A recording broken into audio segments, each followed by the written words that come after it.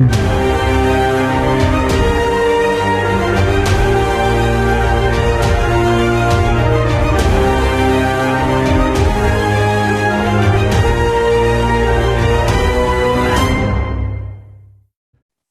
again, welcome to Living in the 21st Century. Joining me today is Latonia Francois. She is an entrepreneur with her business title, Let's Write Life. Latonia, it's a pleasure having you on the show today. Your mission title for your business have a significant meaning.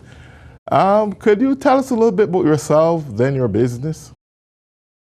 Yes. Thank you so much for having me on this show. I greatly appreciate the opportunity. But yes, I'm the owner of Let's Write Life, and Let's Write Life is a company I started to empower women to know who they are through journaling, and rewrite the story of their lives in a sense. And so I get to do that through retreats, workshops, and programs that just lead women on that journey. And so that's where everything starts with me. Well, that's really wonderful. I think the world can do with a whole lot more young women like yourself. Women had fought a long battle in getting equality in this country, especially globally, actually speaking, and to become a level where they can now be entrepreneurs, more self-independent and reliable on themselves, is a big statement. But what would you do at this juncture in encouraging more young women like yourself to understand the essentials of being self-reliable and independent, that they don't necessarily have to wait until someone come and give them something and they can actually do it on themselves? Yeah, you actually bring up a really good point, especially with where we're at right now in the world. I'm a mom, I'm a wife, I'm a mom of 3 kids. And so I, even myself, am so grateful because of how empowering journaling is as a tool for self-help. Right now, there's a lot of pull on improving our mental health. And many times people don't actually know how to do that or how to practice self-care. So with journaling, it's a self-help tool that you can use on your own. It's free anytime that you need to express how you feel, de-stress, sort out your thoughts, and process and cope with all the things going on in your life. I mean, that's probably the best benefits about journaling. And so what I do is give women that space that they need to learn how to use journaling in a way that supports their self-care right where they are, on their own schedule, at their own pace. Great. And I love the fact that you just mentioned mental health. Even as we speak, not just only here in the United States of America, but globally, especially in some third world countries, there are a lot of women who are mentally traumatized.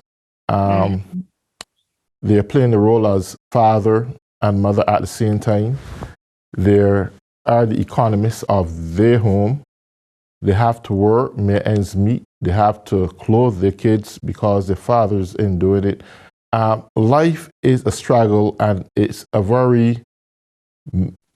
traumatic mental situation amongst them. Yeah. How, as an entrepreneur, would you advise a female that probably face with all these different entities in her life and have to battle every day, how she can best prep herself to focus despite of what's going on, that she can become a more success, but at least be comfortable in making a living for herself and her family? Wow, you touched on a lot. I know that's a big mouthful. That's a big one. But take your time and, and discuss what you can. Yeah. And you know what, to be honest, it's something that I have wanted to address. So I studied abroad in South Africa, and I actually have a journal from my trip there. And when I was there, I got to see firsthand the struggles that a lot of women face outside of the US. And it's always just been a passion of mine to start to do work, not just in the US, but internationally as well, to just address some of those issues that are more pressing, because I know journaling is so powerful for improving your life, for giving you that outlet of hope and healing. And that's what journaling has been for me. So if I were to tell you how I started to really get into journaling, it was because I needed that hope and healing in my own life. I struggled with depression, and for many, many years, because of so many different things that became the triggers of that depression. And I found myself in a place where I lost connection with who I was. And when I think about these women who are wearing all these different hats and having to juggle so many roles to be everything to everybody else, where is that space? Where is that time? What is that thing that they are doing to refill and renourish themselves? There's the saying that goes, you can't pull from an empty cup, because if you can't help yourself, you won't be able to help others. You won't be able to be there for your family the way you have to. Or if you are, you're doing it from a drained point of view, almost on autopilot. So how can you refill? How can you renourish? And where do you find the time is what most women struggle with, because they are pulled in so many different directions. And so what I say to that is, with journaling, you have to just take 1 minute, 2 minutes to just prioritize yourself. Sometimes that's all you need. And maybe you're not necessarily journaling. Maybe it starts with I'm going to go in the bathroom. I have to do it. I'm a homeschooling parent. I run a business. I'm a wife. After school, I still have to be a mom. I am a daughter to aging parents. There's just so much. And no matter what your situation may be, maybe you're struggling, having a financial struggle. Maybe there's an illness in your family, or maybe you have an illness yourself. All of these things, I understand women are dealing with and going through. And I don't want to just single it to women. I just happen to work with women and focus on women because they're my passion. But just starting small, if you could, while you're in the bathroom, for those of you who have kids and you're not sure where to get the space for yourself, close your eyes and just say, this is my space. I'm just going to breathe through this moment right now.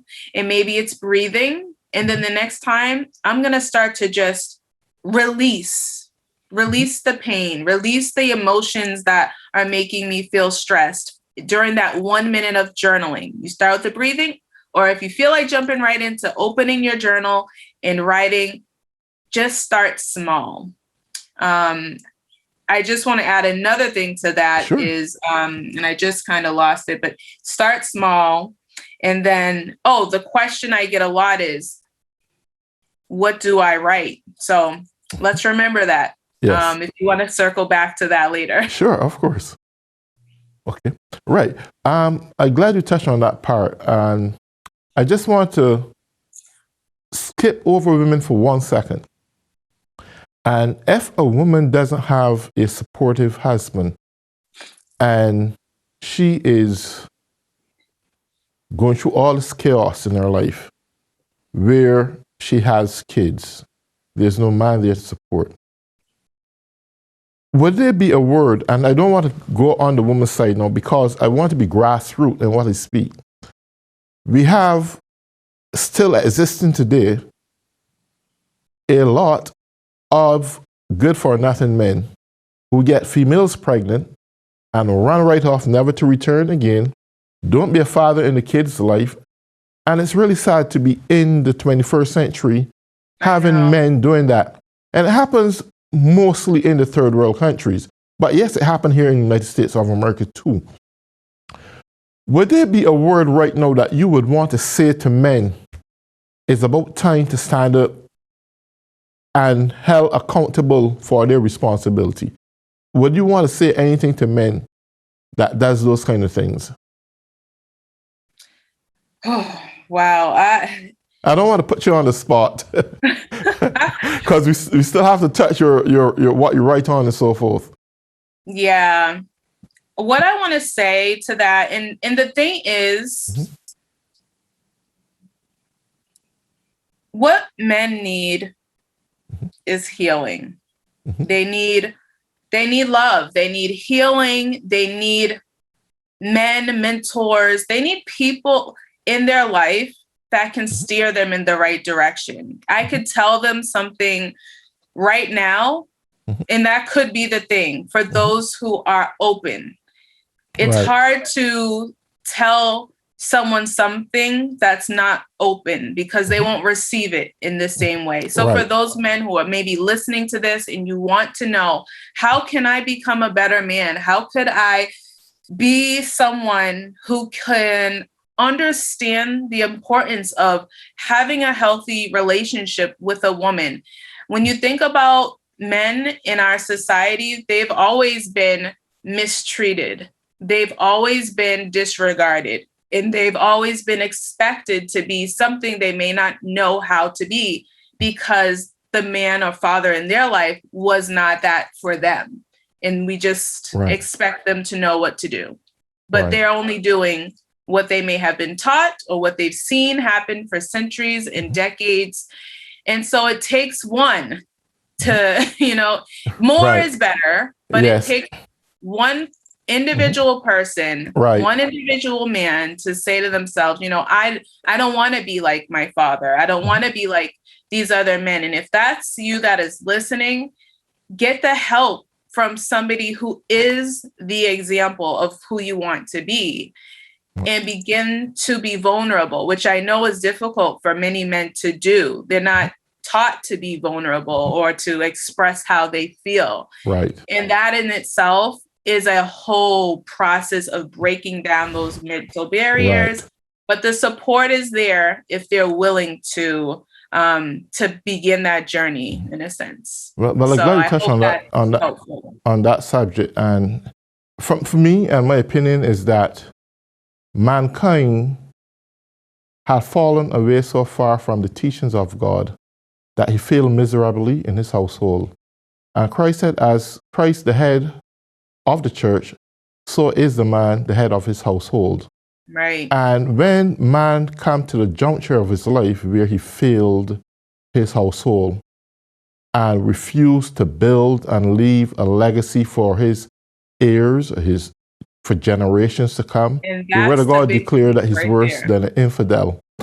And this brings me to the point, because I grew up with a mom who was a single mom who had 6 kids. And the person who she gained, well, they were from 2 different fathers, who she had those kids from had departed. I mean, I'm not scared to say it. There were many days where we went starved because there was no money there to buy food for us. And I had always grown up with this sensitivity, knowing that women are the life bearers to the same very men. And they don't have enough common sense to recognize these are the people that replenishing the earth, and they deserve to be treated with the utmost respect. That is the thing that really irritates me a lot. And sometimes I believe it hurt God's heart to see how men turn away from their family. It's a serious thing. But nevertheless, I want to touch you. I want to go on your book that you're writing, what inspires you to write. You do a lot. I mean, I can't even begin to go over it. So you go ahead, proceed, and educate us. Yes. Yeah, I definitely do a lot. Thankfully, I have an amazing team of awesome women who just help bring the mission forward, all of us together. And an amazing husband too. I cannot leave out my husband. He just has always been there. And so I have written 7 awesome empowerment journals for self-care to support any woman's mental health. And so on the flip side, as we talked about men for just a second, it's the same thing for women. How do they become the best of who they are? Plug in to communities that can support you. So for example, I have made myself available online. Like I'm on Facebook, I'm mainly on Instagram. That's where you can actually talk and engage with me every single day. I have women connecting with me from Africa, from Australia, from London, from the Philippines, and we talk almost daily. So plug in. Social media has connected the world in ways that we didn't have years ago. Well, many years ago at this point. And I know in some of these areas of the world, maybe the internet is not something you have access to. So it just comes down to however you're receiving this message, grab a journal, pick it up. And I have written 7 journals at this point. My main journal that I use for my teaching to take women on the journey of not knowing anything about journaling to leaving, understanding who they are, and knowing how to use journaling to support what their emotions, what they're feeling, so that they never have to find themselves feeling hopeless again. I teach women how to do that using this particular journal right here, which is called the Best of Me Journal. And I use this as part of an 8-week program for women who really want to change their life and change where they stand in life and understand how they can move forward despite their challenges, because I myself was in that situation just 8 years ago, not knowing what to do, feeling hopeless, feeling overwhelmed, feeling like I didn't think my life was even worth living anymore because it was just too much. And now here I am today, totally transformed, and now using my life to just inspire other women to pick up something that we all can do at any moment, whether it's a paper or a journal or a notebook, whatever it is. You can start to use your own words as encouragement and hope. You can write your scriptures down, write your prayers. Sometimes you're not even journaling to yourself, you're journaling to God, saying, God, help me. What is the way I need to go? How can I move forward? Sometimes it's just that. And so whatever it is, I have 7 journals. So this is one. It's called Choose Happiness. This one is based off the first journal that I designed and wrote, and it shares a little bit of my story, but then the rest of the journal is blank pages just to inspire anyone who's writing how to continue to choose happiness every day, even if that's the one thing you can do for yourself. How am I going to choose happiness? I'm going to take that 1 minute in the bathroom, or I'm going to take that 1 minute walk, or just step away from everything to just focus on my needs, my hope, my healing, just to get through another day. And so there's this one that You're Worth Writing For. I have Spiral. I have this one is really about knowing your worth so that you can be all that you can be. Know the type of respect that you deserve. That's why I actually appreciate everything that you're saying when it comes to moms, especially single moms who have not been respected, and maybe they don't know their worth because no one tells them how much we appreciate them.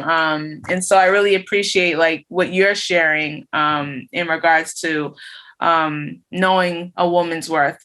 And my goal is to help that woman know her worth as well. And then this is the last journal. This one's more for those who maybe don't have words. It's hard for them to write, but they don't mind drawing. They maybe enjoy drawing and being more visual than writing. And so that's what this particular journal is. There's lines in there. as well as blank pages, so that there's both together. So yeah, all the journals are pretty unique. They all tell a different story depending on where each woman is in their life. And yeah, so yeah, I teach the workshops online, and then I do retreats in person. But even next month, as early as next month, I have a retreat happening online. So that way you can plug in through Zoom from wherever you are. Okay. Well, at this juncture, I lose a little bit of my audio, so I was barely hearing what you're saying. Oh. But I can see that you have established a very solid foundation in educating women and building the self-confidence to be independent. My question is to you, with such a profound objective in mind, is there a strategic plan you put in place, or a business strategic plan you have in place that, I know technology is good and we can get things out like that. Is there another strategic plan you have in place that we can reach as many women as possible through your network, globally speaking, and at the said very time, a way in which you can capitalize financially on selling your publications in some form or the other? Yeah, right now I'm already set up to do that. For example, the retreat that's coming up is an online retreat. So as long as you pay, you're in there. All the materials are either available for digital download or they can be mailed out to you. Of course, when you're outside of the US, it will take a longer time for materials to be mailed, if that's the way to go. But everything is also digital as well. The journals are digital. You will not be able to write in them unless you print them out, but there's an electronic version to everything. And even if you're not able to attend the live events that I do, there are also pre-recorded online courses as well.